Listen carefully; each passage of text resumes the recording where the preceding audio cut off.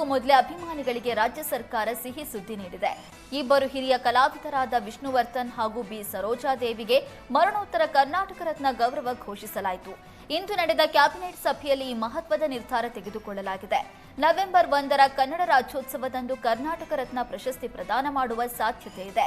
ಇನ್ನು ರಾಷ್ಟ್ರಕವಿ ಕುವೆಂಪುಗೆ ಭಾರತ ರತ್ನ ಗೌರವ ನೀಡಬೇಕು ಅಂತ ಕೇಂದ್ರ ಸರ್ಕಾರಕ್ಕೆ ಶಿಫಾರಸು ಮಾಡಲಾಗಿದೆ. ಸಿಎಂ ಸಿದ್ದರಾಮಯ್ಯ ಸರ್ಕಾರದಲ್ಲಿ ಅಲ್ಪಸಂಖ್ಯಾತರಿಗೆ ಮತ್ತೊಂದು ಗುಡ್ ನ್ಯೂಸ್ ನೀಡಲಾಗಿದೆ. ಮುಸ್ಲಿಮರ ಕಾಲೋನಿ ಅಭಿವೃದ್ಧಿಗೆ 398 ಕೋಟಿ ಕಾಮಗಾರಿಗೆ ಸರ್ಕಾರ ಅಸ್ತು ಎಂದಿದೆ. ಇಂದಿನ ಸಂಪುಟ ಸಭೆಯಲ್ಲಿ ಮುಸ್ಲಿಂ ಕಾಲೋನಿ ಅಭಿವೃದ್ಧಿಗೆ ನಿರ್ಧಾರವಾಗಿದ್ದು, ಮುಸ್ಲಿಮರ ಕಾಲೋನಿಗಳನ್ನು ಮಾದರಿ ಕಾಲೋನಿ ಮಾಡೋದಕ್ಕೆ ಸರ್ಕಾರ ಚಿಂತಿಸಿದೆ. ಅತಿ ಹಿಂದುಳಿದ ಕಾಲೋನಿಗಳನ್ನು ಮಾದರಿ ಕಾಲೋನಿ ಮಾಡೋದೇ ಸರ್ಕಾರದ ಗುರಿಯಾಗಿದೆ. ಸ್ಥಳೀಯ ಸಂಸ್ಥೆ ಚುನಾವಣೆಯಲ್ಲಿ ಬ್ಯಾಲೆಟ್ ಪೇಪರ್ ಬಳಕೆ ಕುರಿತ ಚರ್ಚೆ ಮುಂದಿನ ಕ್ಯಾಬಿನೆಟ್ಗೆ ಶಿಫ್ಟ್ ಆಗಿದೆ. ಬ್ಯಾಲೆಟ್ ಪೇಪರ್ ಬಳಕೆ ಬಗ್ಗೆ ಸುಗ್ರೀವಾಜ್ಞೆ ತರುವ ವಿಚಾರದಲ್ಲಿ ಇಂದಿನ ಸಭೆಯಲ್ಲಿ ಚರ್ಚೆಯಾಗುತ್ತೆ ಎನ್ನಲಾಗಿತ್ತು. ಮತಪತ್ರ ಬಳಕೆ ಬಗ್ಗೆ ಸುದೀರ್ಘ ಚರ್ಚೆಯ ಬಳಿಕ ಕಾನೂನು ರಚಿಸಿ ಸುಗ್ರೀವಾಜ್ಞೆಗೆ ಕ್ಯಾಬಿನೆಟ್ ಅಂತಿಮ ಮುದ್ರೆ ಒತ್ತಿ ರಾಜ್ಯಪಾಲರ ಅಂಗಳಕ್ಕೆ ಕಳುಹಿಸಲಾಗುತ್ತೆ.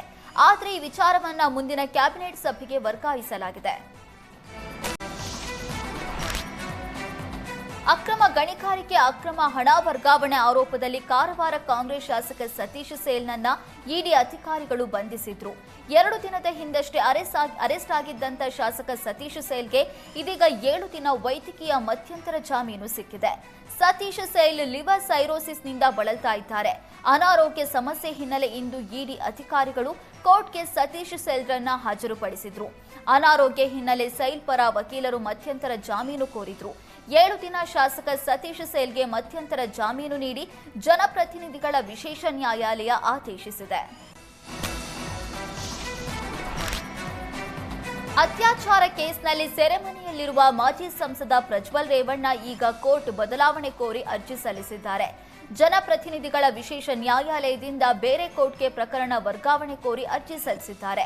ಈಗಾಗಲೇ ಮೈಸೂರಿನ ಕೆಆರ್ ನಗರದ ಮಹಿಳೆ ಅತ್ಯಾಚಾರ ಕೇಸ್ನಲ್ಲಿ ಪ್ರಜ್ವಲ್ಗೆ ಕೋರ್ಟ್ ಜೀವಾವಧಿ ಶಿಕ್ಷೆ ನೀಡಿದೆ. ಈಗ ಹೊಳೆನರಸೀಪುರ ಠಾಣೆಯಲ್ಲಿ ದಾಖಲಾದ ಪ್ರಕರಣದ ವಿಚಾರಣೆಯನ್ನ ಬೇರೆ ಕೋರ್ಟ್ಗೆ ಅಥವಾ ಜಡ್ಜ್ಗೆ ವರ್ಗಾಯಿಸುವಂತೆ ಪ್ರಜ್ವಲ್ ಮನವಿ ಸಲ್ಲಿಸಿದ್ದಾರೆ.